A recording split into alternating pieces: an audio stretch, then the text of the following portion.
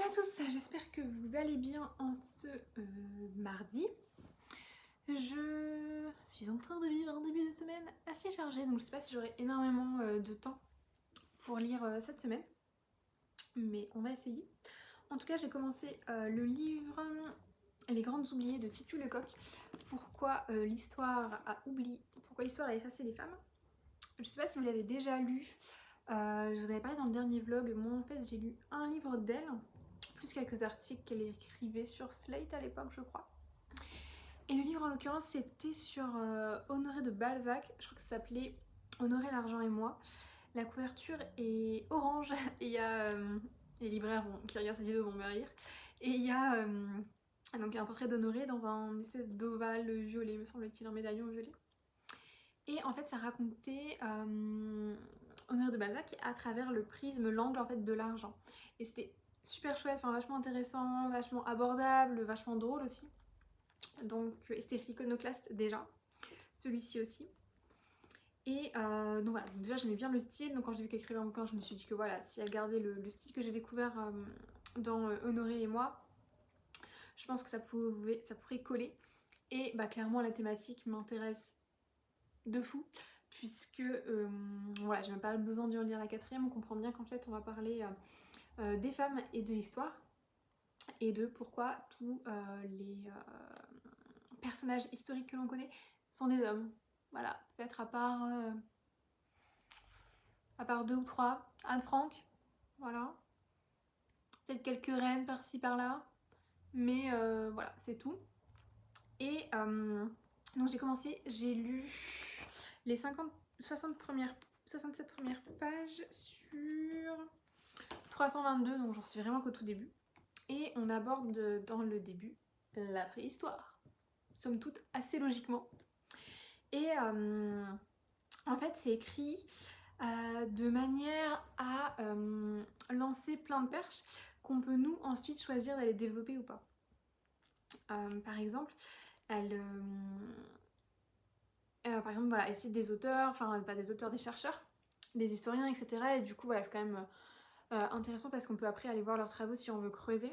Le livre n'est pas du tout, n'a pas pour but d'être exhaustif, mais juste voilà, de proposer une idée générale et de renvoyer à certaines références si on veut creuser un sujet ou un autre. Donc voilà.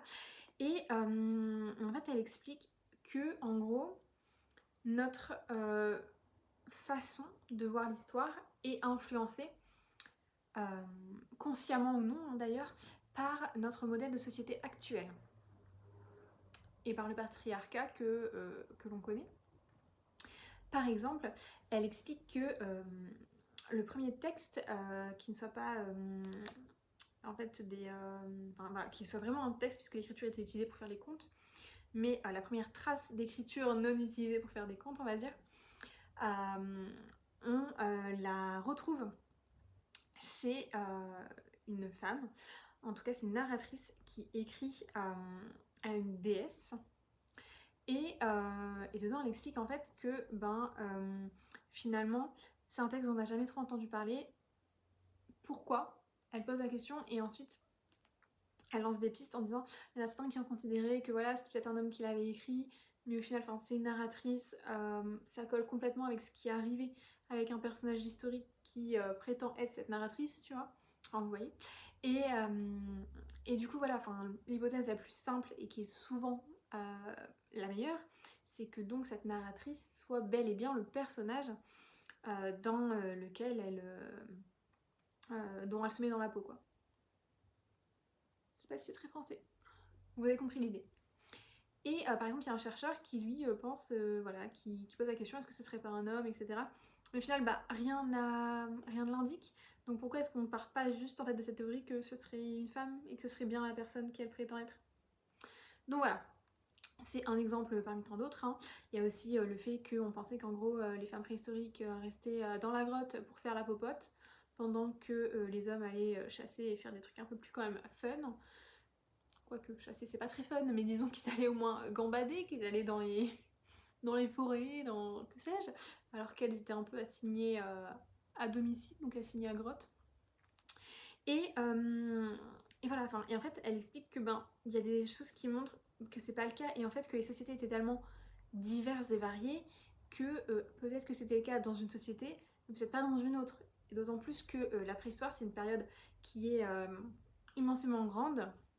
Elle disait, je crois qu'on est plus proche de la fin de la préhistoire que le début de la préhistoire est proche de la fin de la préhistoire. Voilà, donc en gros, c'était il n'y a pas si longtemps que ça. Et surtout, la préhistoire est, comme je vous ai dit, immensément grande. Donc voilà, enfin, j'en suis vraiment qu'au début, mais en tout cas, je trouve ça assez intéressant. Après, voilà, je trouve que ça passe vite et je comprends puisque elle passe d'exemple en exemple assez rapidement. Mais voilà, elle l'a expliqué dans son intro en disant que c'était pas un texte qui avait pour but d'être exhaustif, mais que voilà, c'est un texte qui a pour but voilà, d'annoncer des idées générales, illustrées par des exemples, et elle disait voilà, qu'elle renvoyait aux historiennes, notamment aux chercheuses qu'elle cite, et qu'il fallait pas qu'on hésite à aller fouiller si jamais on voulait développer un sujet. Donc voilà, visiblement ça recouvre toute l'histoire qu'on connaît, donc voilà, je pense que ça va être assez intéressant, en tout cas le début l'est. Et le début me fait penser à un livre qui va sortir le 9 septembre chez Les Arènes, qui est Lady Sapiens, et qui est en fait un peu dans la même veine. Ce sont des chercheurs, des historiens qui en gros réinterrogent en fait l'image de femme préhistorique qu'on a nous, et ils se demandent en fait voilà, est-ce que cette image-là est vraiment conforme à ce qui était le cas? Est-ce qu'on n'a pas interprété des choses d'une manière ou d'une autre, dans le mauvais sens en tout cas? Et ça réinterroge un petit peu ça. Je ne l'ai pas du tout feuilleté encore, je vais le recevoir dans les prochains jours normalement, donc je vous en dirai plus à sa sortie.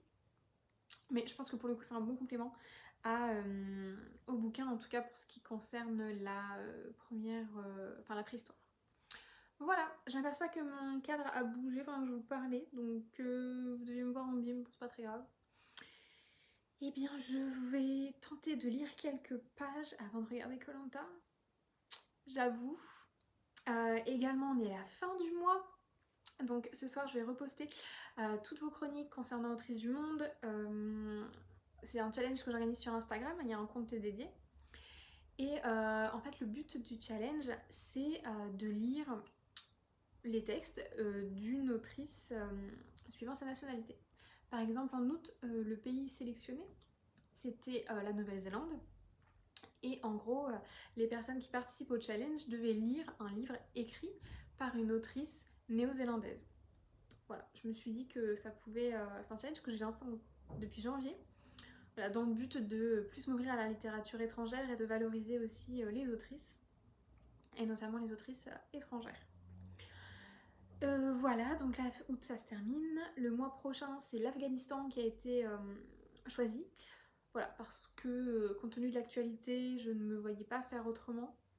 Donc j'invite les participants à lire un livre d'une autrice afghane et à poster leur chronique avec le hashtag autrice avec un S du monde pour que la chronique soit republiée sur le compte Autrice du Monde. J'espère que vous serez nombreux à participer. Et puis moi en tout cas je vais lire La perle et la coquille. J'ai pas le livre sous la main.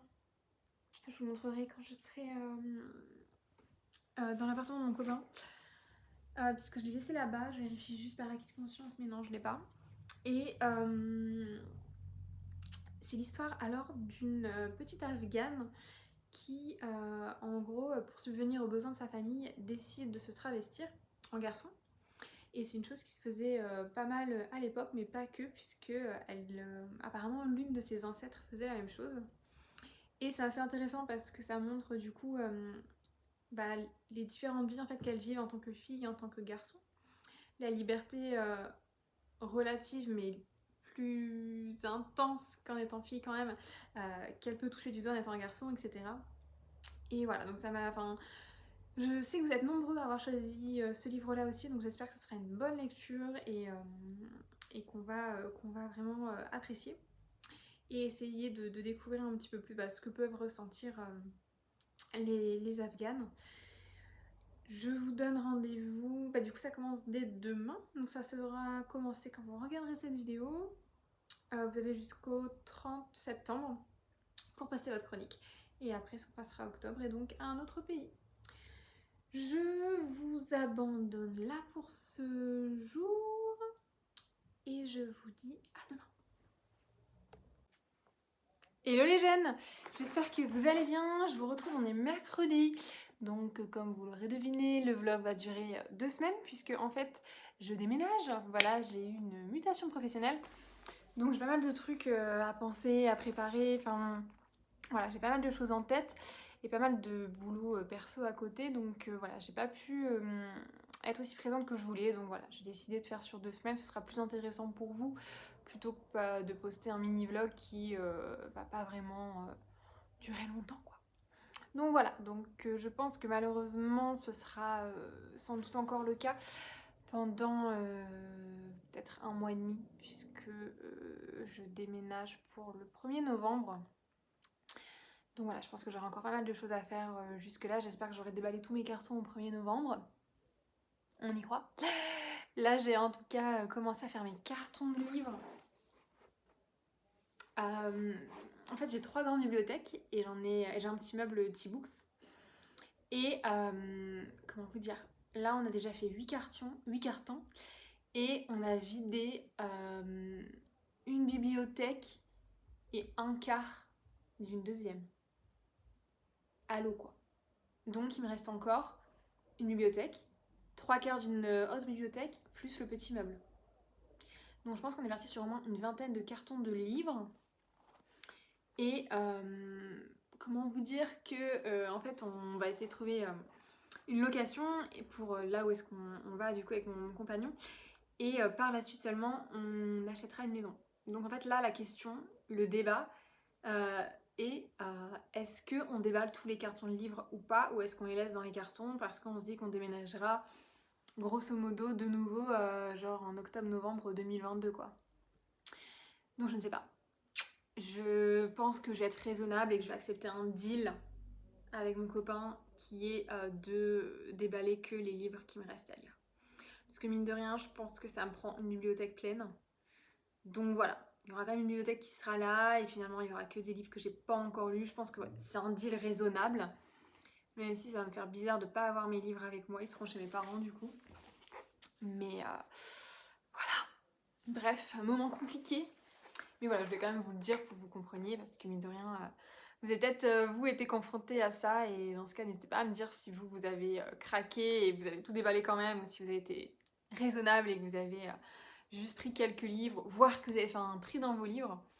C'est quelque chose que j'ai envisagé une demi-seconde, mais j'en ai déjà fait un il y a 3-4 ans quand j'ai déménagé pour revenir m'installer dans mon ancien appart et en fait je l'ai trop regretté parce qu'il y a des livres que j'ai donné et en fait je regrette trop quoi. Donc bon voilà, je voulais pas faire de nouveau un tri. Bref, je suis toujours en train de lire La Perle et la Coquille, mais je pense que je vais le terminer ce soir puisqu'il ne me reste plus même pas 100 pages. Voilà, que 60 pages et franchement j'adore. Enfin c'est vraiment trop bien, ça faisait longtemps que j'avais pas lu un livre comme ça sur vraiment le quotidien d'un personnage sur une longue période. Et comment expliquer ça? Oui, vraiment, c'est un quotidien qui nous raconte minute par minute, limite, ce qui lui arrive, etc. C'est le type de livre que j'ai lu quand j'étais gamine, et c'est vrai qu'en lisant celui-là, je me suis dit, en fait, ça fait super longtemps que j'ai pas lu un livre dans ce style, quoi. Donc voilà, donc je suis super contente, ça me plaît vraiment beaucoup, je vous en parlerai plus en détail plus tard. Mais voilà, enfin, et en plus, je suis super contente de le lire dans le cadre du challenge Autrice du Monde et de mettre à l'honneur la voix des femmes afghanes. Donc voilà. Ce que je peux simplement vous dire pour le moment, c'est qu'en fait on suit donc 2 destins en parallèle, hein. Une fille qui se travestit en garçon et sa grand-mère qui faisait plus ou moins, enfin sa grand-mère, son arrière-grand-mère non? Bon, son ancêtre, qui faisait plus ou moins la même chose. Et clairement, enfin c'est affligeant quoi de voir la vie qu'elles se sont tapées ces pauvres meufs.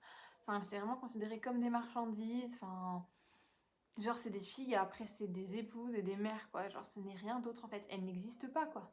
Elles n'existent que en relation avec des hommes quoi. Enfin je trouve ça incroyable quoi, enfin...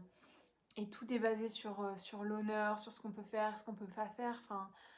Voilà, finalement je trouve ça... Enfin ça infantilise vachement ces personnages quoi, mais après voilà j'imagine que ça rend compte d'une certaine situation. à un moment donné en tout cas. Mais voilà, en tout cas, c'est vraiment des lectures fortes. Le style est vraiment bien, on arrive vraiment à se représenter le personnage, sa peine, etc. Voilà, on voit bien que ce sont des cultures, enfin, en tout cas, voilà, ce sont des cultures, enfin, une culture différente de la mienne. Mais j'arrive complètement à m'identifier au personnage, j'arrive complètement à visualiser la scène, à voir ce qui se passe, à la comprendre, à ressentir ce qu'elle ressent. Enfin voilà, c'est vraiment un super bouquin. Vraiment, je vous le conseille. Si vous le voyez, foncez quoi. Il est top. Et en plus, enfin voilà, il est à 8 €. Il est vraiment pas cher. Il est déjà sorti il y a quelques temps. Donc je pense que vous pouvez peut-être le trouver sur Le Bon Coin, d'occasion, dans une foire, quelque chose comme ça. Donc voilà, vraiment, si vous le voyez, n'hésitez pas. Parce que ouais, il est incroyable quoi. Et je sais aussi que moi, j'habite le Pas-de-Calais pour le moment, je vais retourner dans le Nord. Type artiste, 59 représente. Et dans le Pas-de-Calais, je sais que les bibliothèques sont reliées à une espèce de bibliothèque départementale numérique dans lequel on peut grosso modo trouver à peu près tous les livres qu'on veut en numérique. Donc voilà, si jamais renseignez-vous, peut-être que votre bibliothèque, votre département a le même système. Et du coup, ça permet aussi de lire des livres en numérique gratuitement. Ou alors en s'inscrivant à sa bibliothèque, ce qui est souvent pas excessif. Donc voilà, enfin, ça peut être aussi un moyen de le lire si jamais vous n'avez pas trop de sous en ce moment pour l'acheter, mais vraiment foncez quoi, il est vraiment top. J'espère que la fin va être bien et que. Enfin, il va pas leur arriver des trucs trop horribles quoi, parce que. Enfin, elles me font trop mal au cœur ces femmes. Enfin, c'est même pas ces jeunes filles quoi, donc bon. Voilà, je vous en reparle plus tard quand je l'aurai terminé. Je voulais vous parler sinon de réceptions que j'ai eues de la maison d'édition Les Arènes, qui est une maison d'édition que j'aime vraiment beaucoup, qui est plus tournée vers tout ce qui est essai, etc. Le premier c'est Lady Sapiens, donc je vous avais dit que j'avais terminé le livre de Titu Lecoq, Les Grandes oubliées de l'histoire, qui est évidemment chez mon copain, je ne l'ai pas sous la main. Et c'est un livre que j'ai vraiment beaucoup aimé, parce qu'en fait, il permet de balayer une longue, genre de la préhistoire plus ou moins maintenant. Et il raconte en fait comment est-ce que finalement on a eu une vision de l'histoire et du rôle des femmes au sein de l'histoire assez biaisée. Dans le sens où moi personnellement j'avais l'impression que les femmes ont gagné des droits au fur et à mesure du temps. Typiquement il m'est déjà arrivé de dire bah on n'est plus au Moyen-Âge quoi. Voilà, des choses comme ça pour clamer que voilà, il y a quand même une forme d'égalité un peu plus présente maintenant. Mais en fait, ben, j'avais tort, tout simplement parce que ce que j'apprends dans ce bouquin, c'est que les femmes ont toujours déjà agi, ça j'en étais persuadée, mais qu'en fait, c'était pas. Enfin, l'acquisition des droits, c'est pas faite comme ça, si vous voulez, progressivement d'un coup, d'après ce que j'ai pu comprendre du bouquin. C'est vraiment, voilà, il y a eu des progressions, il y a eu des stagnations, il y a eu des reculs, et ça nous incite à toujours rester vigilante là-dessus. Et surtout, il y a une vision qui est quand même vachement patriarcale, quoi, même dans l'architecture, dans l'archéologie, etc. Dans l'architecture, je vais dire dans l'archéologie, où c'est vrai qu'on s'attend à ce que voilà, les scientifiques interprètent des preuves et des indices, des choses de la manière la plus, comment dire, évidente qui soit. Et en fait, finalement, on se rend compte que ils sont biaisés, c'est-à-dire que inconsciemment ou consciemment, ils vont peut-être vouloir appliquer un modèle, le modèle d'aujourd'hui, quoi, un modèle patriarcal. Et l'un des exemples que prend Titu Lecoq, c'est que le premier texte écrit, eh bien apparemment, ce serait une femme qui l'aurait écrit, qui s'adresse à une déesse. Sauf qu'il y a des historiens qui estiment que ce doit être un homme qui s'est mis à la place d'une narratrice femme, etc.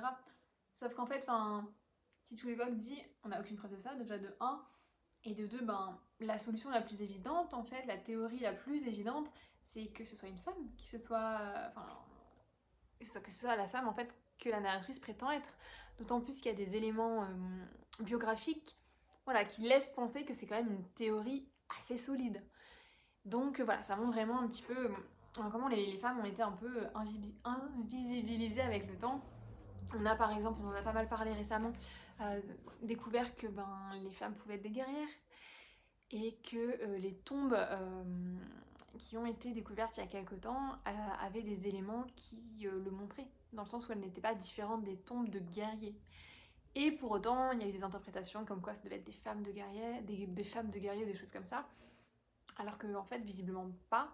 D'après les études qu'ils ont pu faire sur les os, etc., ils se sont rendus compte que voilà, les personnes enterrées là étaient des femmes et qu'elles avaient eu des blessures qui étaient concordantes avec des blessures de guerre. Donc qui appuient en fait la thèse que les femmes enterrées là sont des guerrières.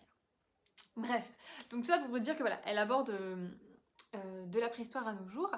Et l'avantage de ce livre, c'est qu'elle apporte cette grande période, donc c'est qu'on grappille des exemples au fur et à mesure du bouquin. L'inconvénient, c'est qu'elle est sur une très grande période et que du coup, si on veut s'intéresser à une période en particulier, il faut aller chercher d'autres ouvrages, d'autres travaux là-dessus. Et c'est justement dans ce cadre que les arènes sortent le livre Lady Sapiens, qui est donc une enquête sur la femme au temps de la préhistoire. Donc laissez-moi vous dire que je suis super contente parce que voilà, j'ai vraiment appris des choses en lisant le livre de Titu Lecoq, des théories que c'est vrai moi-même j'avais pas... C'est pas que j'avais pas imaginé, mais par exemple tout ce qui est dessins préhistoriques dans les grottes, voilà, on les attribue consciemment ou pas à des hommes.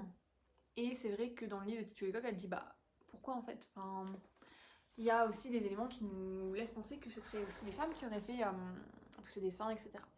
Donc voilà, donc j'ai super hâte de le lire, puisque là je pense que je vais vraiment avoir une vision différente de la femme préhistorique que j'imaginais quand j'étais enfant à l'école. Là ça a un petit peu évolué avec le livre de Titu Lecoq, mais je pense que ça peut encore évoluer grâce à ce bouquin-là, donc j'ai super hâte de voir un petit peu le travail de ces historiens.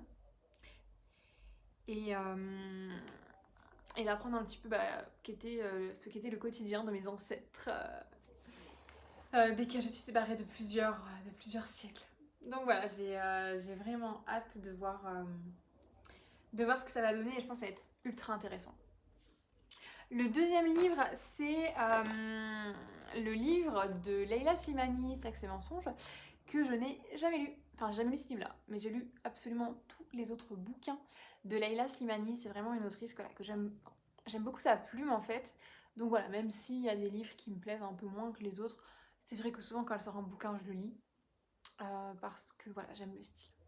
Ce livre-là, en revanche, je l'avais pas lu parce que je pense que c'est à cause du format en fait. Parce que en fait, c'est une enquête.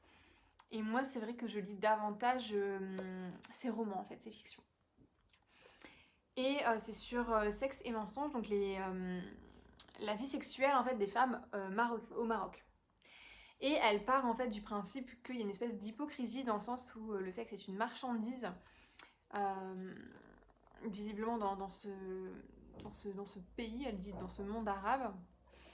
Et en parallèle, les femmes, elles ne peuvent qu'être vierges ou épouses. Voilà, donc elle part un petit peu de ça, de cette hypocrisie-là.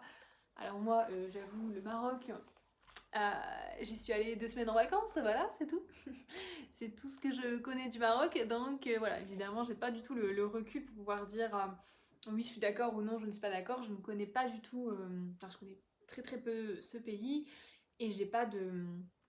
Enfin, j'ai pas, voilà, plusieurs amies marocaines qui auraient pu me dire, voilà, moi ça se passe comme ça, etc. Donc là, j'avoue que c'est une petite plongée dans l'inconnu pour moi, mais je trouve que c'est un sujet hyper intéressant et j'ai hâte de voir un petit peu ce qu'elle va nous raconter là-dessus. D'autant plus qu'en le feuilletant, j'ai l'impression qu'en fait, c'est des petits chapitres et que chaque chapitre est sur une femme. Donc je pense que c'est pas mal parce qu'on va vraiment voir une diversité de profils comme ça et ça peut être super intéressant. Donc voilà pour ces livres-là. J'en ai reçu 2 autres que je pense, je vais plutôt vous présenter demain. Parce que ouais, là je pense que ça va faire trop d'un coup et comme ça je pourrais vous reparler de La perle et la coquille que je vais me dépêcher d'aller terminer parce que j'ai trop hâte de savoir ce qui va leur arriver. Et je croise les doigts pour ces personnages, j'espère qu'elles vont s'en sortir et qu'elles vont réussir à avoir une vie quand même sympa quoi. Donc voilà, je vous dis ce qu'il en est pour elles demain. Hello, j'espère que vous allez bien. On se retrouve en ce dimanche qui du coup sera le dernier jour du vlog. Je le montrerai je pense dans la soirée, je publierai en début de 2 semaines. Je voulais vous faire un point sur mes dernières réceptions et sur les 2 livres que j'ai lus ces 2 dernières semaines. Je vais commencer par ça. Et je vais commencer avec Les Grandes Oubliées de Titu Lecoq. Pourquoi l'histoire a effacé les femmes. Donc j'en avais déjà un petit peu parlé en fait, hein. C'était un livre donc, qui est sorti chez l'Iconoclaste et comme vous le savez j'adore cette maison d'édition. J'avais beaucoup aimé le dernier livre de Titu Lecoq, etc. Donc voilà, franchement je partais avec un bon a priori, enfin je me disais que ça allait être cool. Oh, pas tout à fait droit. Voilà, c'est mieux comme ça je pense. Et voilà, donc je l'ai lu. Et effectivement c'est un livre qui est ultra intéressant. Mais pour un public hyper large en fait, pour les hommes, pour les femmes, pour ceux qui aiment l'histoire, pour ceux qui ont un peu séché les cours d'histoire pendant l'école, ceux qui sont peut-être lycéens, étudiants et qui ont envie d'avoir un peu un panorama en fait de l'action des femmes dans l'histoire, de la préhistoire à nos jours. Et enfin voilà, franchement c'est vraiment ultra fascinant. Donc voilà, en fait, elle reprend chacune des époques en expliquant un petit peu, voilà, un petit peu, les interprétations qui avaient été faites. Et en fait, on se rend compte que notre société actuelle, qui est patriarcale, elle a c'est un biais, en fait. C'est un biais, c'est-à-dire que quand on va voir des choses, on va les interpréter, les historiens vont les interpréter d'après leur biais. Et en fait, parfois, ça va amener à des théories qui sont plausibles, mais qui sont pas forcément les plus évidentes en fait. Parfois il y a des théories qui sont plus simples, qui expliquent plus de choses, mais qui correspondent pas à l'image de la société qu'on a actuellement et qu'on avait à l'époque. C'est-à-dire, à l'époque, voilà, on pensait par exemple à la préhistoire que les femmes, même tout au long de l'histoire en fait, que les femmes sont toujours restées un peu chez elles à faire la popote, alors en fait, c'est faux. C'est faux complètement. Et ça, voilà, c'est vrai qu'il y a un progrès quand même là-dedans, puisqu'on voit que des travaux de chercheurs et de chercheuses plus récents ont quand même mis en exergue que il y avait sans doute des erreurs qui avaient été faites. C'est le jeu aussi de l'histoire, ce ne sont que des théories qui vont découler d'éléments.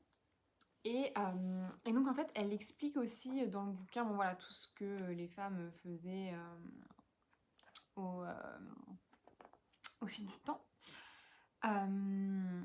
Et voilà, donc là vous voyez, j'ouvre une page au hasard et en fait on parle d'une femme qui avait de l'encre bleue sur les dents. Voilà, ils ont trouvé des traces d'encre bleue sur les dents qu'elle avait donc au moment de sa mort, et donc ils sont partis du fait que voilà, elle avait sans doute embrasser une statue de la Vierge qui porte un manteau bleu, puisqu'à l'époque le bleu c'était plus une couleur qu'on pensait être attribuée aux femmes. Bref, donc voilà, donc ils se sont dit bon voilà, c'était une sainte, end of the story quoi. Sauf que finalement, apparemment, ce serait plutôt une copiste qui avait l'habitude de lécher le bout de son pinceau. Et en fait, c'est tout simple, mais si jamais ça avait été un homme, peut-être que cette théorie-là, elle serait venue, puisqu'on a l'habitude... Enfin, on a en tout cas en tête, quand on pense à des copistes, à des moines copistes, et pas forcément à des sœurs copistes. Donc voilà, c'est avec tout un tas d'exemples comme cela qu'elle explique en fait que voilà, il y a eu, qu'il y a eu une certaine interprétation de l'histoire, mais que c'est peut-être pas fidèle à ce qui s'est vraiment passé. Il y a ça donc que je trouve voilà, ultra intéressant.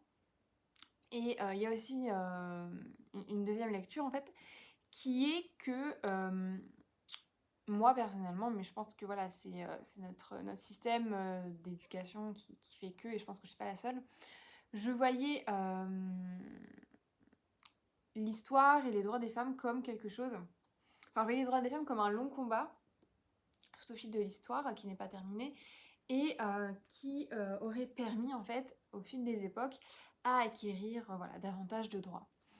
Et finalement en fait quand on lit le bouquin on se rend compte que c'est pas exactement ça, que finalement voilà, il y a eu les femmes qui avaient voilà, à un moment donné des droits, alors je sais pas si on peut dire similaires, mais en tout cas voilà, qui avaient des droits qui ont ensuite disparu puis qui sont revenus, etc. Et en fait, enfin voilà, c'était vraiment, enfin voilà, ça fait vraiment, voilà, plus les montagnes russes qu'une courbe, nette et progressive, si on schématise. Et ça, je trouve ça hyper intéressant parce que, bah, déjà, ça appelle à l'humilité, clairement. C'est vrai que les gens, et moi, la première, on a parfois tendance à se dire que notre époque, sur ce point-là, est peut-être meilleure que d'autres. Quand, quelqu'un, sort une remarque un peu sexiste et tout, c'est vrai qu'on va peut-être, inconsciemment avoir tendance à lui dire c'est pas le Moyen-Âge, quelque chose comme ça. Alors qu'en fait, c'est pas quelque chose qui est fidèle à ce qui s'est vraiment passé, quoi. Donc voilà, donc ça, j'ai trouvé ça super, super intéressant. Et enfin voilà, franchement, vraiment facile à lire. Et enfin, il y a pas mal de figures quand même qui sont inconnues, mais il n'y en a pas des milliards en fait. Ça reste vraiment totalement accessible, c'est pas une encyclopédie quoi. Enfin, c'est pas aussi lourd qu'une encyclopédie quoi. Donc il y a moins d'humour je trouve que dans Honoré et moi, mais voilà, franchement c'est vraiment un style qui reste léger et vraiment accessible à tous. Et je vous disais même aux plus jeunes quoi, je pense que voilà, un collégien, un lycéen, une étudiante, enfin voilà, vraiment c'est accessible. Donc voilà, très très très bonne lecture que je vous recommande absolument et qui je pense va faire l'objet de cadeaux dans mon entourage, puisque j'aime bien offrir des livres que j'ai bien aimés à mes potes et je pense qu'il y en a plusieurs qui seraient intéressés par celui-là. Voilà. Ensuite, j'ai terminé La perle et la coquille. Excellente lecture aussi. Enfin, voilà, je vais pas revenir sur ce que je vous ai déjà dit parce que voilà, j'ai déjà parlé de ce livre qui raconte les destins croisés de deux femmes qui sont passées pour, enfin deux jeunes femmes qui sont passées pour des hommes en Afghanistan à des périodes différentes. Et franchement, il m'a fait trop du bien ce livre. Enfin, c'est ultra paradoxal, mais j'ai eu vraiment un plaisir de lecture. Enfin voilà, que. Bah, j'ai souvent du plaisir vraiment à lire mes livres, logique, sinon je pense que je ne serais pas une lectrice. Mais je sais pas comment expliquer. En fait, ça faisait longtemps que j'avais pas lu de livre où on est autant dans le quotidien d'une seule personne, où on connaît ses pensées, où on la suit vraiment sur une longue période, etc. C'est plus des livres en fait que je lisais quand j'étais petite. Par exemple, Les 4 filles du docteur March, Anne et la maison au pignon vert, Les malheurs de Sophie, des trucs comme ça. Et ça fait vraiment longtemps que j'ai pas lu un livre comme ça, avec enfin, voilà, cette construction-là. Et voilà, vraiment, j'ai adoré. Enfin, je me suis vraiment mise à la place des personnages. Quand elles étaient tristes, j'étais triste. Quand elles étaient heureuses, j'étais heureuse. Enfin voilà, c'était vraiment top. Ça m'a permis d'en connaître un peu plus sur cette tradition, enfin cette habitude, voilà, cette coutume, voilà, qui est assez, bah, qui interroge quand même hein, finalement, puisque, enfin je sais pas, d'un côté c'est une espèce, enfin je sais pas, une espèce d'hypocrisie, genre, par exemple elle retourne à l'école en tant que garçon, et enfin je sais pas, j'imagine que le maître est au courant que c'était une fille avant, et pourtant il dit rien, enfin il y a une espèce, je sais pas, une espèce d'hypocrisie comme ça, enfin c'est trop bizarre, genre tout le monde joue le jeu, quoi, comme si on était dans un théâtre. Bon, voilà. C'est ultra, ultra intéressant. Et ouais, non, enfin, j'ai adoré. Après, j'ai pas envie de vous en dire plus parce que j'ai pas envie de vous parler des moments, par exemple, qui m'ont rendu triste ou qui m'ont révolté parce que c'est des choses qui arrivent quand même assez. Enfin, parce qu'en fait, j'ai peur de vous spoiler. Parce qu'il y a des choses qui arrivent quand même plus tard dans le livre, donc j'ai pas envie de vous spoil. Mais enfin, voilà. Vraiment un immense coup de cœur. Enfin, c'était trop bien, quoi. C'était trop, trop bien. Je me suis vraiment attachée à ces personnages et pour le coup, ça va être compliqué de les laisser derrière moi. Enfin, c'est un peu bizarre, quoi. J'ai l'impression qu'elle continue à vivre, quoi. Enfin, c'est... Voilà. Vraiment, au niveau de la construction des personnages, enfin, c'était trop, trop bien. Voilà. Foncez le lire. Je voulais aussi vous parler des livres que j'ai reçus.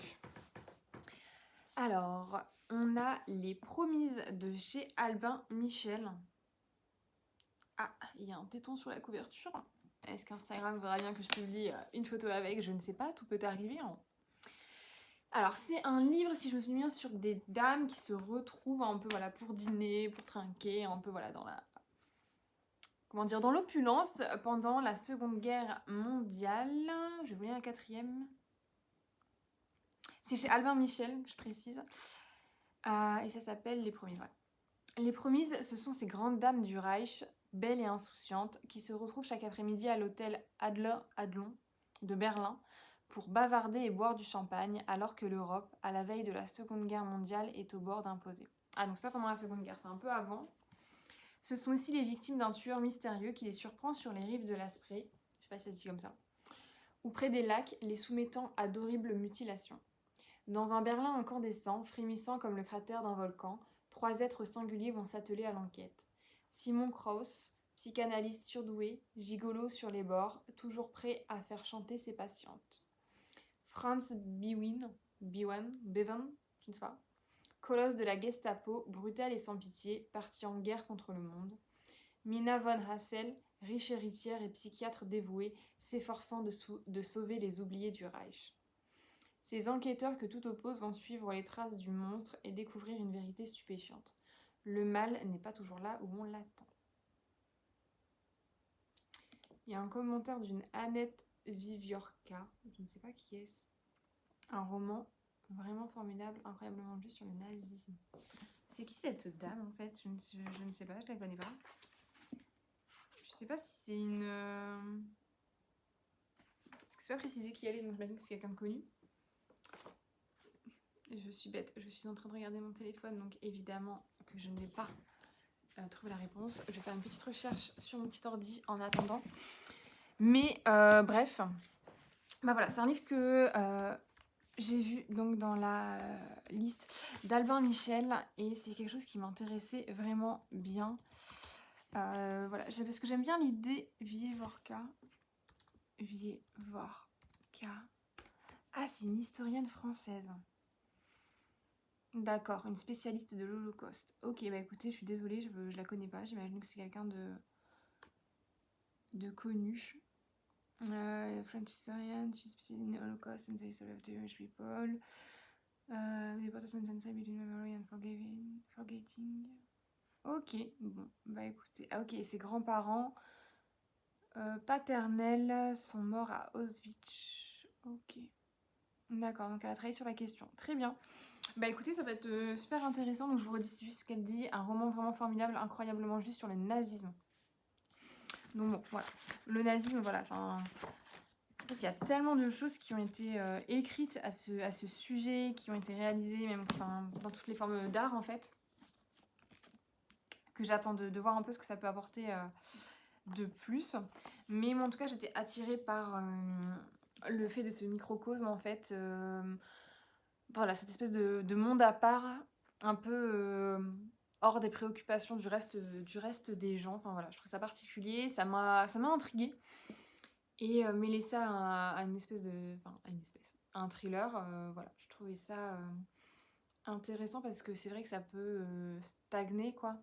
Par exemple, comme Été indien, on est aussi là dans un espèce de monde à part et c'est vrai que c'est un style beaucoup plus lent. Donc de temps en temps, ça me dérange pas, mais pas tout le temps. Donc là, je me dis que le côté thriller va quand même permettre de donner un rythme à ce bouquin. Donc voilà, je sais pas quand est-ce que j'aurai le temps de le lire parce que j'en ai pas mal d'autres. Enfin, je crois que j'en ai un autre de Albin Michel à lire et je pense que je vais lire. Qui serait un blog sans bug. Bref, donc voilà. Donc je pense que je vais lire l'autre livre que j'ai sur Churchill avant. Mais celui-là, je pense que je le lirai après. Après mes vacances, je pense, parce que malheureusement, on prend l'avion. C'est mal, mais financièrement, c'était compliqué de faire autrement. Et on prend pas de bagages en plus. Donc en fait, maintenant, on a le droit qu'à un petit sac à dos, genre type Ace-Pack. Avant le Covid, la dernière fois que j'ai pris l'avion, on avait encore droit pour les chaînes type EasyJet, Ryanair et tout, à des petites valises. Donc ça, ce genre de livre, bon bah voilà, ça passait carrément. Seulement dans un sac à dos Ace-Pack. Voilà, soit je prends ce livre-là, soit j'en prends 2-3, enfin bref. Donc voilà, je pense que je le lirai plutôt en revenant de vacances. Un livre par contre que je pense que je vais lire très rapidement avant de partir, c'est Mon vagin, mon gynéco et moi. En finir avec les violences gynécologiques et obstétricales de Rachel Lev. Alors, je connais pas du tout cette personne, cette autrice. Rachel Lev est architecte de formation et étudie la psychothérapie corporelle au Reiman College de Tel Aviv en Israël, diplômée de l'École nationale supérieure d'architecture de Paris. Nanana. Ok, donc elle est illustratrice et autrice de romans graphiques. Oh, en plus elle l'a dédicacé, c'est trop mignon. Bah écoute, je suis ravie de lire ce bouquin. Alors, ça m'a été envoyé par les éditions Le Duc. Donc, c'est pour ça que... Voilà, que j'ai une dédicace, même si je ne la connais pas personnellement. Et elle a dessiné un petit utérus. C'est marrant. Voilà. Bref. Et je suis très contente d'avoir ce livre. Alors, d'autant plus que, sans rentrer dans les détails, il y a, je dirais 6 mois, j'ai vécu une expérience particulière chez une professionnelle. Voilà. Comment vous dire? J'avais un petit souci, donc j'ai pris rendez-vous. Et j'ai pris rendez-vous sur une application bien connue. Et évidemment, j'ai pris le rendez-vous le plus rapide en fait. Donc moi, j'ai pas regardé à la professionnelle. Enfin, voilà, j'ai pris rendez-vous le plus rapide, j'y suis allée. Et j'ai appelé la moitié de mes copines en ressortant parce que, voilà, juste cette personne m'a extrêmement mal parlé. Enfin, pas mal parlé dans le sens agressif, mais dans le sens où elle m'a fait flipper, quoi. Enfin, genre, limite, j'avais l'impression de repartir et que j'avais un cancer de l'utérus, quoi. Enfin, franchement, elle m'a fait trop peur. Après, voilà, vaut mieux faire peur aux gens et s'il y a quelque chose, le prendre tôt. Et s'il n'y a rien, au moins éliminer cette option. Mais là, en fait, il n'y avait pas de raison, visiblement, d'évoquer ça. Bref, donc voilà, heureusement, toutes mes analyses étaient bonnes. Donc voilà, j'ai pas envie de tout vous raconter non plus, mais juste, voilà, vous raconter que moi, il m'est arrivé cette expérience-là et que je suis allée voir les commentaires après sur cette professionnelle sur Google. Ça vaut ce que ça vaut, hein. Enfin, c'est vrai que... Voilà, souvent, c'est les gens qui sont pas contents qui laissent des commentaires. Et en fait, je me suis rendu compte que cette personne a vraiment déjà traumatisé certaines patientes et a eu ce comportement avec d'autres personnes, quoi. Bref, et du coup, moi, voilà, ça m'avait vachement choquée. Et quand je vois aussi pas mal de témoignages sur un peu ces types de sujets, que ce soit sur les réseaux sociaux, des choses comme ça, je me rends compte qu'en fait, il y a quand même une espèce de banalisation de certaines pratiques, de certaines façons de faire qui est assez flippante. Voilà. Pendant que je vous parle, je suis en train de feuilleter le bouquin et en fait, je sais pas comment expliquer, il est pas du tout... C'est pas une BD en fait, moi je pensais que c'était plus une BD ou un truc comme ça, mais non, on est vraiment sur du graphisme dans le sens où les textes et les images sont vraiment mêlés. Voilà, toutes les pages sont comme ça en fait. Donc, là, c'est évoque l'endométriose, donc ça c'est super intéressant. Enfin voilà, toutes les pages sont comme ça, donc je pense que c'est quelque chose qui se fait super vite et qui a l'air très pédagogue. Donc je suis super contente. Je vais lire ça très vite et je viendrai vous en reparler après. Franchement, ça a l'air chouette, j'aime bien le style en plus. Ouais, le style des vêtements, enfin le style des vêtements, le style des personnages et tout. Là, j'aime bien cette page là par exemple, ça montre à quel point en fait la beauté et les codes sont quelque chose de complètement sociétal en fait, sociétaux. C'est quelque chose de très différent en fonction des époques.